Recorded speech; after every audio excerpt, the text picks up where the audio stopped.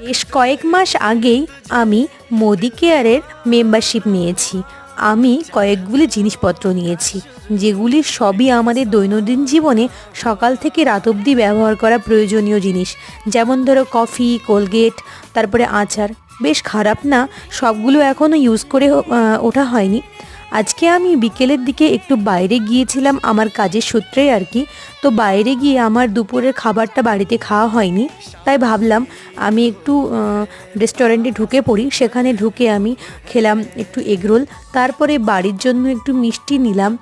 আর হ্যাঁ, তখন একটু ডিম পোচও খেয়েছিলাম। সেখানে তেমন কিছু খাবার ছিল না, যেগুলো ছিল হাতের কাছে একটু কফি, একটু ডিম পোচ খাওয়ার পরে আবার আমি ঝটপট ঝটপট করে চলে এলাম।